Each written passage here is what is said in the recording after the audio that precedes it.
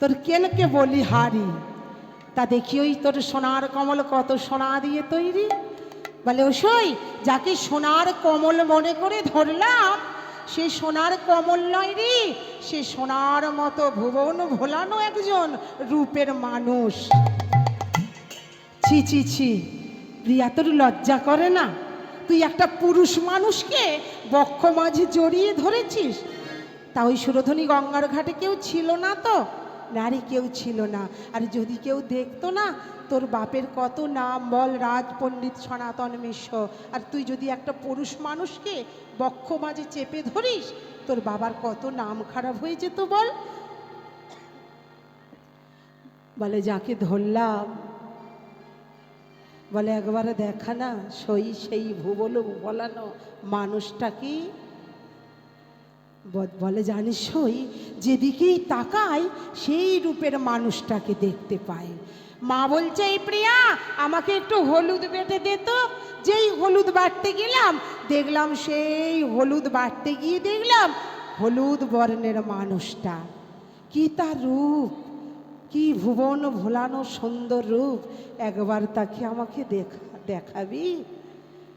তখন ওই প্রিয়া কাঞ্চনাকে কি বলছে জানো?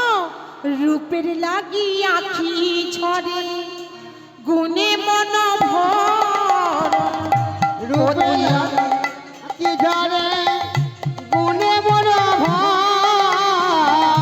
রূপের লাগি আখি ছড়ে, গুণে মন ভর। রূপে লাগি আখি ঝরে, গুণে লাগি ভর। প্রতি অঙ্গ লাগি কাঁদে, প্রতি অঙ্গ মন। প্রতি অঙ্গময়ী করে, প্রতি অঙ্গময়। এই কাঞ্চনা একটা কথা বলবো। বলে বল কি কথা? বলে শোন, বলে একবার তারে দেখাইবি, একবারে তারে দেখাইবি, একবার তারে দেখাইবি, একবারে তারে দেখাইবি। না দেখিলে সইতে নারী, একবারে তারে দেখাইবি, না দেখিলে সইতে নারী, একবারে তারে দেখাই, না দেখিলে সইতে নারী, একবারে তারে দেখাই, যারে না দেখিলে তাই গৌর হইব। দেখাই, না দেখিলে একবারে তারে দেখাই, একবারে তারে দেখাইবি।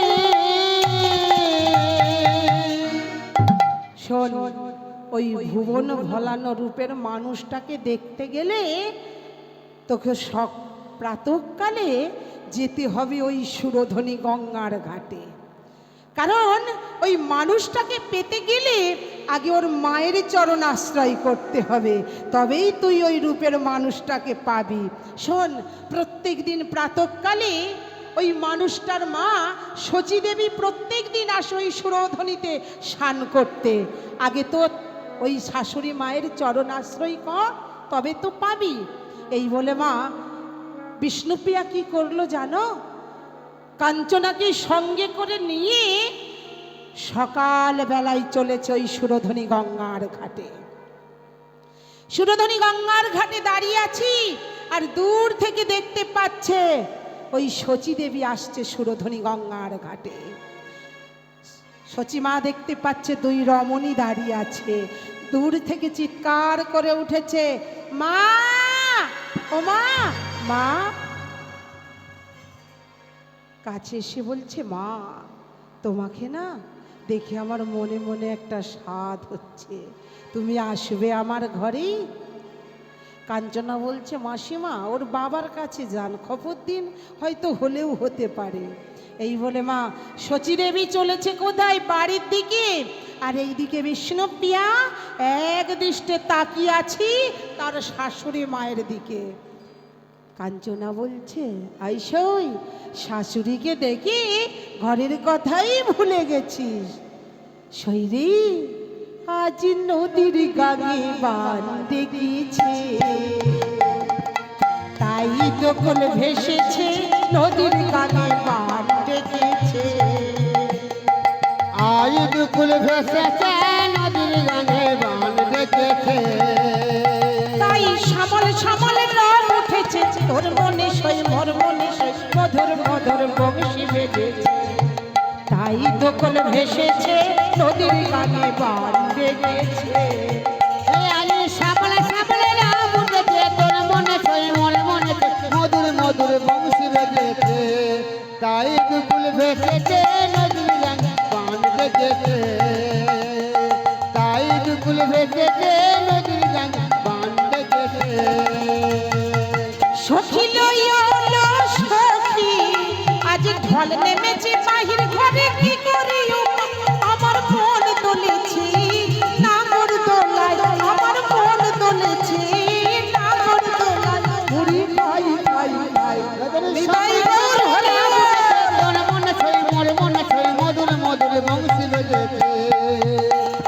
তাই দুকুল ভেসেছে নদীর গানে বান ডেকেছে তোর সামনে সামনে রাম উঠেছে তোর মনে সই মোর মনে সই মধুর মধুর বংশী বেজেছে তাই দুকুল ভেসেছে নদীর গানে বান ডেকেছে তাই দুকুল ভেসেছে নদীর গানে বান ডেকেছে আজ গাইছে রেশম গেছে মথুরা শ্যামবাসরী পথে ধ্বনি তুলছে গোড়া চাঁদ আবার কৃষ্ণচূড়ার বাগডালেতে কৃষ্ণচূড়ার বাগডালেতে ঝুলছে গোড়া চাঁদ ওই মাদাটা ভাই সামনে সামনে রাম উঠেছে তোর মনে সই মনে মনে সই মধুর মধুর বংশী বেজেছে সামনে সামনে রাম উঠেছে তোর মনে সই মনে মনে সই মধুর মধুর বংশী বেজেছে তাই দুকুল ভেসেছে নদীর গানে বান ডেকেছে তাই দুকুল ভেসেছে নদীর গানে বান ডেকেছে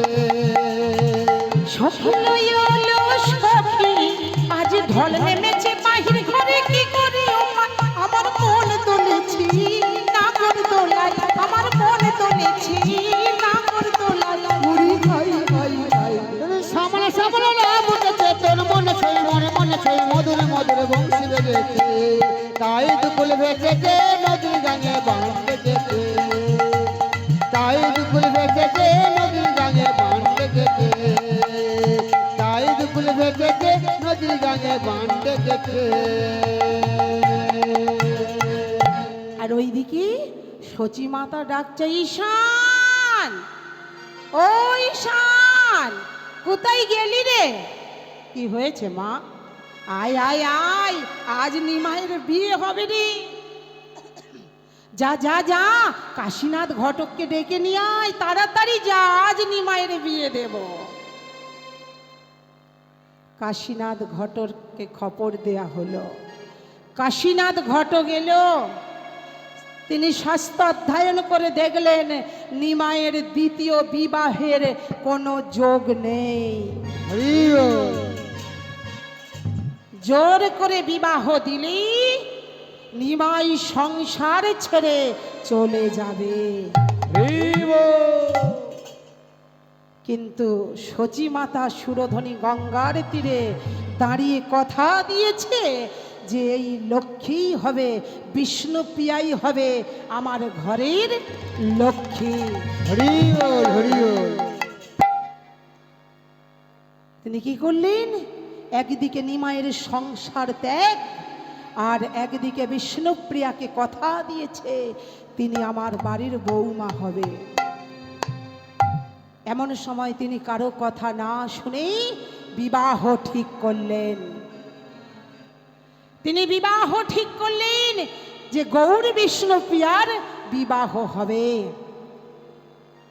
এইদিকে সচি মাতা চিন্তা করছে আজ নিমাইয়ের বিয়ে হবে কি দিয়ে ঘরে কিচ্ছু নাই নিমাইয়ের বিয়ে হবে সচি মায়ের ঘরে কিচ্ছু নাই সচি মাতা চিন্তাই পড়ে গেল নিত্যানন্দ মহাপ্রভু বলছে মা তুমি ভেবো না ভাবছো মিশে চলবে কিসে তুমি ভাবার কি যার ভাবনা সেই ভাববে তুমি ভাবছো মিছে হরি বল হরি বল তার ভাবনা সে করবে যখন নিত্যানন্দ মহাপ্রভু আর সচি মায়ের কথা হচ্ছে এমন সময় নদিয়া নবদ্বীপের যিনি জমিদার ছিলেন যার নাম ছিল বুদ্ধিমন্ত খাঁ বুদ্ধিমন্ত খায় সে বলছে, মা আপনি চিন্তা করছেন কেন, প্রভু আমাকে অনেক দিয়েছে, কারণ আজ যখন প্রভুর বিয়ে হবে যাবতী যা কিছু লাগবে সব আমি খরচা করব। এই বলে নিত্যানন্দ মহাপ্রভু বললেন, আর দেরি নাই মা, আর দেরি না, গৌর বিষ্ণু প্রিয়ার বিবাহ হবে। যিনি সত্যের লক্ষ্মী নারায়ণ তিনিই কলিতে গৌর বিষ্ণু প্রিয়া। তাই মা নিত্যানন্দ মহাপ্রভু কি করলেন, মনের আনন্দে তিনি নিমন্ত্রণ করতে বেরিয়ে পড়েছে। নদিয়া নবদ্বীপবাসীকে ডেকে ডেকে বলছে, এই যে শোনো শোনো, বলে আপনারাও আসিবেন, আপনারাও আসবেন, আপনারাও আসবেন, আপনারাও আসবেন, আপনারাও আসবেন। আজ নিত্যানন্দ নিত্যানন্দ নিত্যানন্দ রায়, নিত্যানন্দ নিত্যানন্দ নিত্যানন্দ রায়, নিত্যানন্দ নিত্যানন্দ নিত্যানন্দ রায়। নিত্যানন্দ সবাইকে বলছে, বলে আপনারাও আসিবেন, আপনারাও আসবেন, বরযাত্রী যাবেন, আপনারাও আসবেন, বরযাত্রী যাবেন। আপনারাও আসবেন, বরযাত্রী যাবেন, আপনারাও আসবেন, বরযাত্রী যাবেন, আপনারাও আসবেন। আর ওইদিকে সনাতন মিশ্র বলে, আমার একমাত্র কন্যা বিষ্ণুপ্রিয়া, আমার নয়নের মণি